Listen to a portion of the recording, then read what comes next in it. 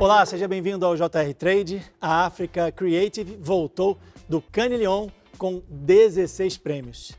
Entre eles o Titanium, que não era dado a uma agência do Brasil há mais de 10 anos. Esse prêmio celebra ideias disruptivas no mercado de publicidade. E para falar sobre isso, o JR Trade conversa hoje com o Sérgio Gordilho, que é co-presidente da Africa Creative e head de criação, né, Sérgio? Seja bem-vindo ao JR Trade. Primeiro, muito obrigado pela oportunidade e o tempo. Eu adoro vir aqui discutir sobre marketing, comunicação e publicidade num país tão criativo como o Brasil, né?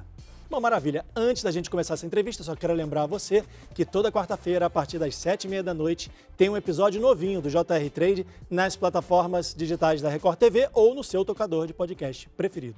Sérgio, para a gente começar, eu queria falar sobre o Cannes Lions. Vocês levaram 16 leões e um deles foi o Titanium. O que representa esse prêmio e qual é a diferença entre o prêmio Titanium e os outros? O Festival de Cannes, né?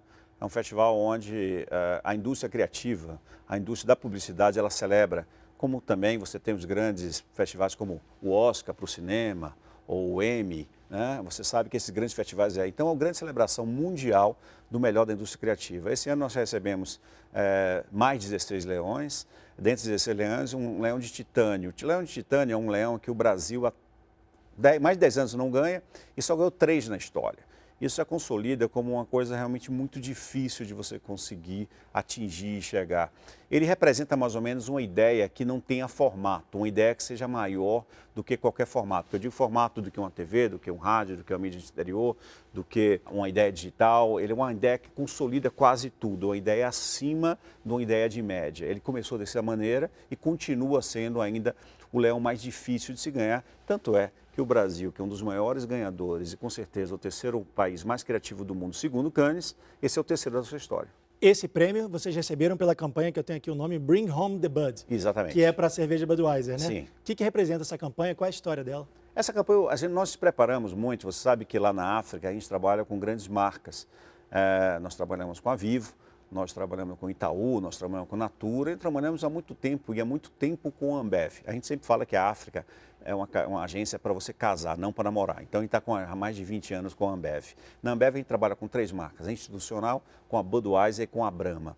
Na Budweiser, tínhamos toda a campanha preparada para lançar durante a Copa do Mundo, que é o grande momento do futebol mundial, no Catar. O que aconteceu? Na véspera de lançar a campanha, onde a gente estava com alguns milhões de garrafas e latas lá, foi proibido beber bebida alcoólica. Então a gente ficou com um galpão lotado de cerveja Budweiser.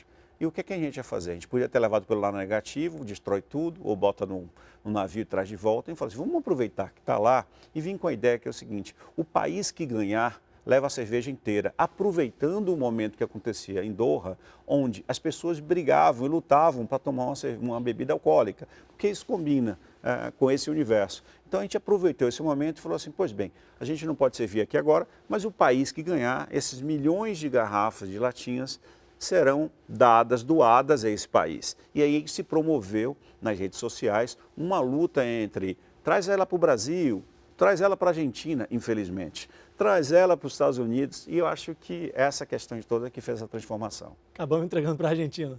Infelizmente, né? Infelizmente, mas a gente entregou para o Messi no final, que eu acho que é o jogador que todos nós torcemos, né? Que provavelmente não bebeu cerveja, né? Com certeza, não. O torcedor bebeu, mas ele não. Ele não. Essa campanha foi feita em parceria com uma agência de publicidade a do Wieden Brasil. Kennedy, Isso. que ele tem escritórios no Brasil e nos Estados Unidos. Nos Estados Unidos. O que muda isso? Não tem limite fazer publicidade? Eu acho que a publicidade vem evoluindo muito, né? Eu acho que durante muito tempo ela ficou num pilar onde fazia só propaganda, publicidade. E ela entendeu agora que ela faz parte de uma indústria criativa, onde você tem que ter um entendimento ou conversar com o público de diferentes países, né? Apesar do mundo hoje estar tão conectado e existirem, mais importante, serem tribos, né, do que países, porque, por exemplo, você chega em algum lugar específico, você vai encontrar pessoas que são com os mesmos, vamos dizer assim, proximidades, vontades do que você tem, e todos os países estão tão distribuídos isso. Entender como ter um comportamento de uma campanha como essa nos Estados Unidos, onde o futebol está começando agora, o futebol masculino, era necessário a gente trabalhar em parceria, em grupo. Então isso foi super importante, porque a gente também teve um conhecimento que aqui no Brasil nós vivemos uma grande ilha, né? O Oceano Atlântico de um lado e todos os países hispânicos do outro. Então foi um entendimento de como o mundo iria se comportar com a ideia dessa, né? Que não fosse uma crítica a nenhum tipo de pensamento muçulmano, da utilidade de você não ter cerveja. Então como é que a gente comporta? Porque nós no Brasil, a gente tem uma abordagem um pouco sempre mais leve, né? A piada, tirar o sarro, aquela coisa que a gente fala. A gente perde um amigo, mas não perde a piada. Isso. Então a gente tinha que ter um comportamento um pouco mais global. Então foi super importante trabalhar com a agência do porto da Wieden Kennedy. Essa campanha que vocês fizeram foi super delicada justamente por conta da Exatamente. religião, né? Exatamente. Como é que é fazer essa campanha sem a parceria? Qual é a dificuldade, qual é o desafio para uma agência brasileira fazer uma campanha num outro país, principalmente num país delicado como é o Catar, para entender a cultura do cliente, do consumidor daquele país? Eu acho que a primeira coisa é entender que nós não entendemos, né? Eu acho que o Milor sempre falava isso. Quando você acha que está entendendo tudo, é que você está muito mal informado. O que nós fizemos primeiro? Primeiro trouxemos alguns criativos que são muçulmanos e daquela região. Do Líbano, principalmente, que é um país que é muito próximo dessa consciência toda, e trouxemos para trabalhar com a gente como consultores. Isso fez com que a gente fizesse uma campanha que não desrespeitasse nenhum tipo dos pilares do país também, né? Porque a gente tem que respeitar todos os códigos, todos os elementos, todos os índices de cada país. Então a gente fez com esse olhar, e não com o olhar brasileiro, mas que tinha um espírito brasileiro, mas com um olhar mundial. Voltando a falar sobre o Titanium, o prêmio em Cannes que vocês ganharam, ele celebra ideias disruptivas no Sim. mercado de publicidade. Como ter essas ideias num mercado tão globalizado, num meio que as pessoas têm todo tipo de informação em questão de segundos e de qualquer lado do mundo, de qualquer lugar do mundo? Como é que é feito isso? Eu acho que a propaganda está voltando a um cenário que é super importante, e isso é muito pela revolução tecnológica que nós estamos vivendo hoje, que é você ter mais possibilidade de escutar mais, né? De enxergar mais e de falar menos. Então eu acho que nesse universo todo, se você está com a antena ligada, com certeza esse sinal vai aparecer para você. Você só tem que saber e interpretar muito rápido, porque você sabe que hoje em dia, mais importante do que fazer é fazer rápido. Nós trabalhamos num mundo de velocidade e a gente precisa ter essa velocidade clara. Então, na hora que entendemos isso, que vimos uma oportunidade, alguém teve, vai direto ao ponto. A pandemia trouxe muitas coisas negativas, infelizmente. Principalmente agora vamos falar da área empresarial. A área empresarial, ela fez com que, pelo menos, os líderes estivessem mais perto. Tirar um pouco de layer, porque uma sala de Zoom, você não tem hierarquia, está todo mundo ali junto. Então, uma aprovação hoje por um grupo de WhatsApp, por um Zoom, por um Google Meet, por o que for, a ferramenta que for, faz com que a gente consiga rapidamente ter um poder de decisão, transformando grandes marcas que durante muito tempo eram grandes transatlânticos em lanchas. Então a decisão é muito mais rápida. Isso é bom?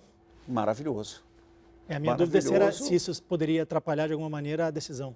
Não, maravilhoso porque você tem a chance, quando você tem pessoas que são mais maduras, que têm, vamos dizer, tem uma trajetória de saber que não está fazendo bobagem, e com as pessoas certas, consultores certos, que você tome decisões muito mais rápidas. As agências, durante muito tempo, a agência é um médico de família. É aquela pessoa que tem todos os seus exames, te conhece, e se ele for muito bom, você confia nele. Né? Você faz do seu médico de família agora, você vai no Dr. Roberto Calil e fala, Dr. Calil, eu quero fazer tal coisa. Se ele mandar fazer, você faz. Você não pensa uma segunda opinião. Então, quando você tem essa relação de proximidade, porque, na verdade, o que nós colocamos no ar são relações. Se você tem uma relação boa, você bota um bom trabalho. Se você tem uma relação ruim, vai botar um trabalho ruim. Se tem uma relação, vamos dizer assim, cinza, vai ser um trabalho cinza, sem nenhum tipo de efeito. Porque todos nós, hoje, né, tanto aqui no programa, quanto na propaganda, nós estamos lutando sempre, ou buscando a atenção. Né? A indiferença é o nosso grande inimigo. É você colocar um programa, uma entrevista, espero que a nossa bombe, principalmente, né, na Bahia, meu estado, mas com certeza a indiferença é nosso grande inimigo, tanto para nós como para as marcas. Então, no momento que você junta esse grupo, tem uma chance de assertividade. Não existe fórmula, porque se existe fórmula, a gente sempre seguia ela e dava aonde a gente quer chegar. Mas fórmulas, até pelo contrário, propaganda precisa da questão da novidade. Ela precisa ter uma novidade. É aquele seu amigo que chega num bar e conta uma piada que você não escutou ainda. Propaganda é um pouco disso. Se conectar através da não repetição de fórmulas. Falando sobre isso, eu queria que você falasse um pouco sobre a campanha Cabelo Cremoso, que levou a Africa Creative a ganhar um Leão de Ouro em Cannes, que já havia sido premiada no ano passado. Como é que foi isso? Eu queria que você falasse um pouco, porque pelo que eu entendo, a propaganda também tem que dar resultado para o anunciante, né? Exatamente, claro. Primeiro, propaganda não é arte. Então, propaganda é parte de uma indústria. O que é que a indústria faz? Ela gera produtos que movimentem o mercado e, hoje em dia, que tragam duas coisas, proposta e propósito. Ela tem que trazer um propósito para o mundo, porque não adianta só falar que está salvando o mundo, porque sempre vem aquela pergunta, se todo mundo quer salvar o mundo, quem é que está destruindo? Né? Tem alguém destruindo. Então, eu acho que o propósito da marca, baseado nas suas verdades, ele é fundamental. E a proposta, o que é? O que é que ela te entrega, que só ela pode te entregar, como produto, como qualidade, como uma experiência, né? Então, o propósito e a proposta é onde a propaganda tem que lutar e está sempre fazendo um link com o consumidor. Porque, na verdade, durante muito tempo ele era consumidor. Hoje ele é uma pessoa, você se conecta com pessoas. Então, a questão de você ser, no ponto de vista de proposta, eficiente e do ponto de vista de propósito, ser efetivo, é fundamental. O prêmio de efetividade é um prêmio que você só pode concorrer se aquela ideia ganhou um leão no ano anterior, tá? Então, no caso, nós ganhamos um leão de ouro no ano anterior e esse ano a gente concorreu de novo. Então, ela foi eficiente como proposta, foi o resultado como ideia, né? Porque a gente foi buscar uma coisa que faz parte do comportamento brasileiro. E aí a gente concorreu esse ano em efetividade, onde ela também ganhou, porque os resultados que ela trouxe para a marca foram extremamente pertinentes. Ou como apresentar um propósito, ou como aumentou o volume de vendas. Interessante você falar sobre isso, juntar eficiência com efetividade, porque a campanha Cabelo Cremoso juntou vários elementos, né? Sim. Olha, futebol, cerveja, criatividade no corte de cabelos. Queria que você falasse um pouco sobre esses elementos. Como é que vocês chegaram a esses elementos primeiro e como é que foi isso, o resultado disso para o consumidor?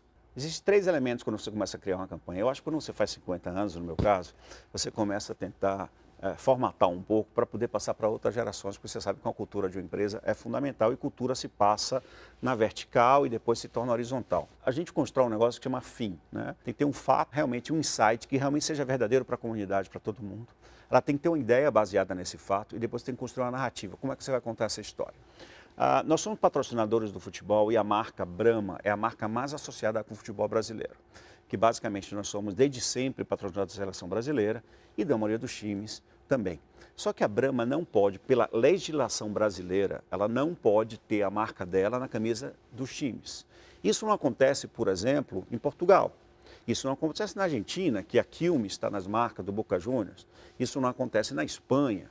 Isso não acontece na Inglaterra. Isso não acontece nos Estados Unidos, mas no Brasil é assim, a legislação ela impede que marcas de cerveja tenham os associados. Apesar de você saber que a Brahma está envolvida, você nunca faz essa relação. Qual era o nosso desafio?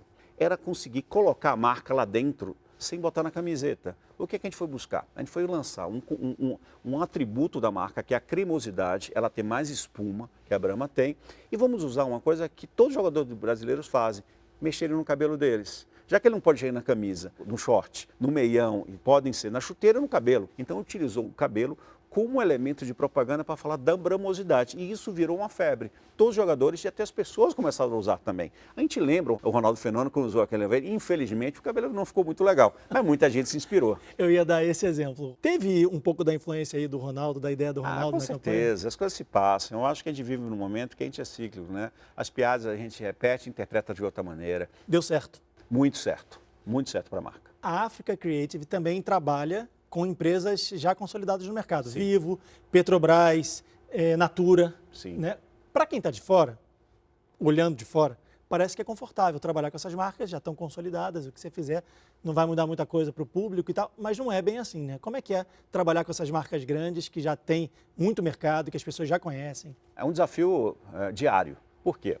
Porque a gente passou durante muitos anos sobre, vamos dizer assim, a ditadura das marcas e dos meios de comunicação. Basicamente era isso. A gente tinha um acesso vertical, onde você colocava um comercial, a marca que tinha mais dinheiro conseguia ter aquela força de colocar um comercial e ela praticamente não criava espaço para que outras marcas surgissem, né? Hoje a gente vive num mundo completamente diferente, onde o consumidor ele tem uma voz ativa muito grande.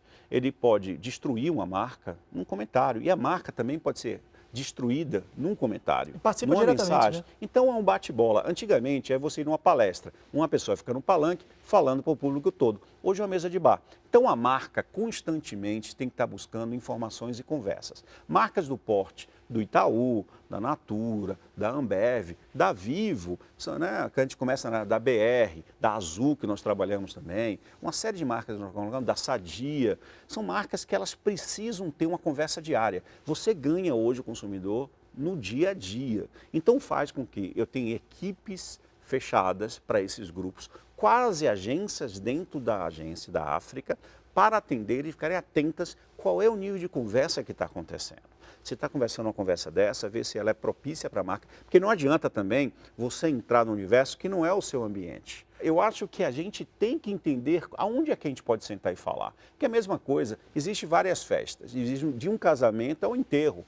Então você sabe qual é o diálogo que você vai falar num lugar ou outro. Você não vai contar piada no enterro, você vai estar sentimental, emocional e vai abraçar as pessoas. No outro você tem que ser mais festivo. Então muda muito nessa festa que é a vida que nós temos a cada dia. Então é super importante que as marcas entendam o tom de diálogo que elas têm que ter e com que público é. Porque não existe nenhuma marca que é 100%. Se a marca quiser ser 100%, já era. O mundo não é feito de 100%. A gente tem as pessoas que a gente gosta e que gostam da gente, as pessoas que gostam mais ou menos porque talvez não nos conheçam e as pessoas que não gostam mesmo. E essas pessoas você não pode converter. Um palmeirense nunca vai ser convertido num corintiano. Você tem que ser o melhor do que você pode ser, né?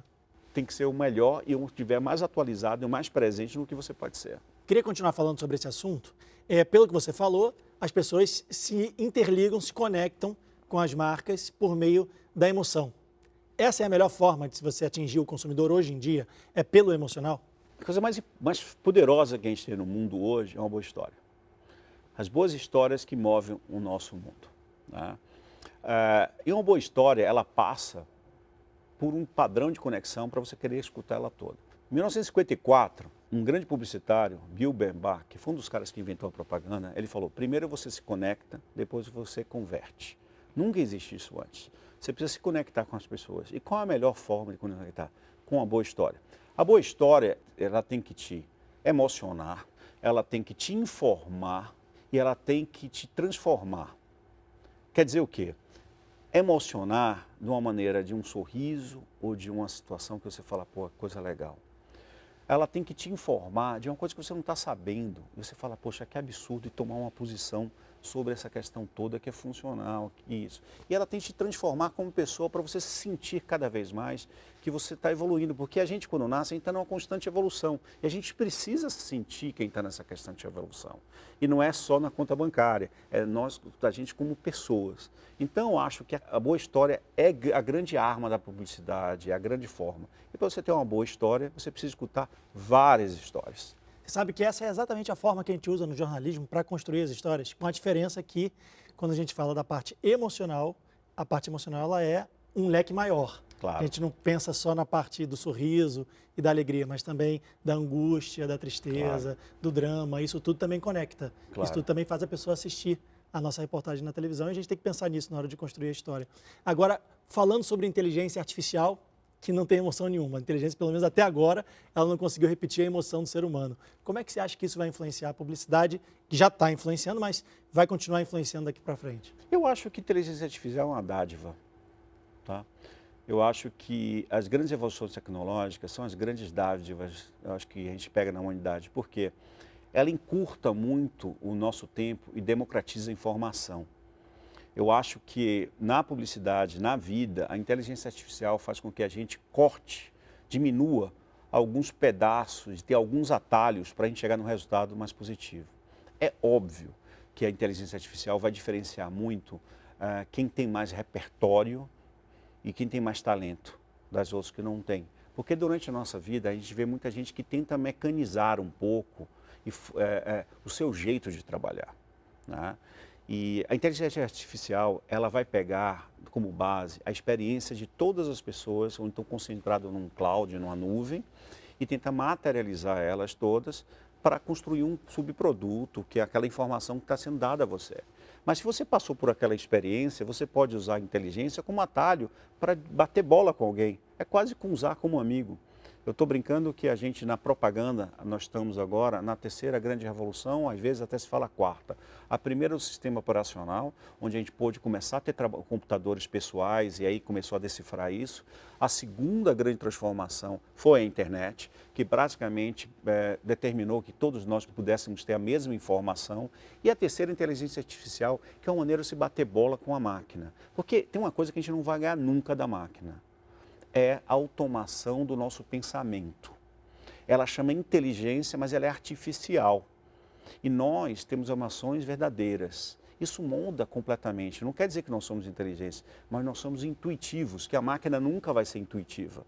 Porque se você for só inteligente e artificial, você não chega a lugar nenhum. Usar isso como uma ferramenta é muito importante. Por quê?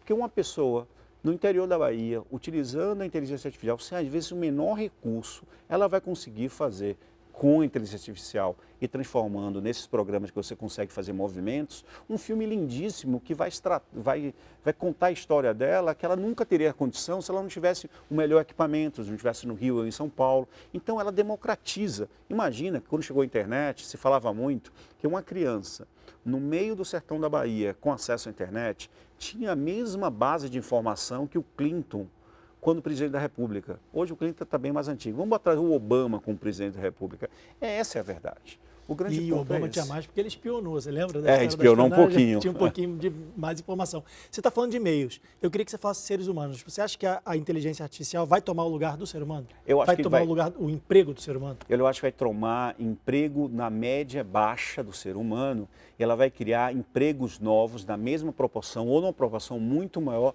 na meio da pirâmide e acima da pirâmide. Eu acho que vai transpor a gente tudo para fazer que esse trabalho básico, esse trabalho mecânico, a inteligência possa adiantar e ajudar muito. Por exemplo, eu acho que para o médico, ele vai ter condições de aprender e discutir muito mais coisas, um médico que já tem experiência, que já tem uma bagagem, e vai se tornar um melhor médico. Eu acho que um advogado que gastava um tempo fazendo contratos, ele vai perder essa função. Só que um advogado que já está no outro nível, ele vai utilizar isso para se pensar em novos artigos, novas maneiras de estudar, ganhando tempo para elaborar mais os conceitos que ele precisa. Imagine isso no Supremo, inteligência artificial que pode tirar aquela base de discussões que tem ali dentro até chegar no Supremo. Vai se diminuir muito essa carga, porque hoje a gente opera humanamente de uma maneira que não é humanamente, porque a gente tem que olhar relatório por relatório. A inteligência vai encurtar e vai ser um grande atalho para a gente conseguir ser mais humano. Aqui no JR Trade, Sérgio, a gente tem uma tradição que é falar também das pessoas, não só das marcas. Você já falou da empresa, da Africa Creative, mas não falou de você mesmo. Eu queria saber um pouco da sua carreira. Como é que você chegou nessa posição, nessa agência, que é uma das maiores do mundo? Por onde você passou? Como é que foi essa trajetória? Eu queria que você contasse pra gente. Eu dei duas grandes sortes na minha vida, né? Primeiro, ter nascido na Bahia, porque é um estado onde a criatividade ela está à flor da pele, né? Então, aonde se respira a criatividade. E, por outro lado, ter nascido numa família de criativos também. Meu avô paterno era um arquiteto, meu pai é um arquiteto, minha mãe é estilista. Então, eu vivi nesse universo de criatividade, né? Eu me formei em arquitetura, depois fui pós-graduação em design gráfico. Numa época que não tinha internet, eu conto para os meus filhos, você sabe que eu vim para popular o mundo. Então eu tenho 4 filhos, né? Então eu conto para meus filhos sobre, não existia internet, não existia iPad, não existia nada, e a gente aprendia com slides, né? E o que projetados. Eles não conseguem entender até agora. Mas isso foi construindo minha carreira nessa. Chegou a um ponto de eu falar assim, eu tenho que vir para São Paulo, que é a grande capital realizadora, criativa desse país, né? Não só a capital econômica, mas São Paulo é a capital realizadora de sonhos e essa materialização. Então minha carreira foi essa. Comecei como arquiteto, fui cartunista há muito tempo, fazia design, fazia coisas de carnaval, porque o carnaval é um elemento muito forte para lá. Obviamente eu tentei dançar, cantar, eu sou péssimo nisso, então um lado criativo sendo por lá. Vim para São Paulo e São Paulo me deu tudo. Me deu meus filhos, me deu essa profissão, me deu uma autoestima que é muito bom. São Paulo é uma cidade que é uma cidade do mundo. Eu acho que se for ponderar, existem 5, 6 cidades no mundo, né? São Paulo, Nova York, Paris, Londres, Xangai, Tóquio, são as grandes cidades do mundo, né? Então, acho que São Paulo me deu essa coisa toda, me levou para essa construção criativa, mas sempre acreditando numa coisa, sempre focando primeiro na carreira e na paixão acima do dinheiro. Então, acho que isso foi o que me levou para frente e também uma questão de trabalhar com as pessoas que eu sempre admirei. Né? Eu trabalhei muito tempo com o Nizam Guanais, que é um pai para mim, uma pessoa que me colocou muito à profissão. Iniciei trabalhando com o Duda Mendonça, que era um outro craque absoluto, e tive chance de Fernando Barros, até o Roberto Justus. Eu trabalhei com uma turma muito boa, sempre pessoas que eu sempre admirei. Eu tive essa sorte. E eu tento promover hoje na África portas para que mais pessoas possam ter essa oportunidade também, trabalhando na minha agência. Infelizmente, nosso tempo chegou ao fim. Quero agradecer, Sérgio, a tua presença aqui no JR Trade. Muito obrigado pela entrevista. Muito obrigado por estar aqui mais uma vez. Espero que eu consiga ter chegado ao seu nível aqui de discussão, mas e dar abertura também de pessoas que sentaram nessa cadeira. Essa cadeira é muito importante para a nossa indústria, então muito obrigado. E você só honra o nosso programa com a sua presença. Obrigado. Obrigado a você.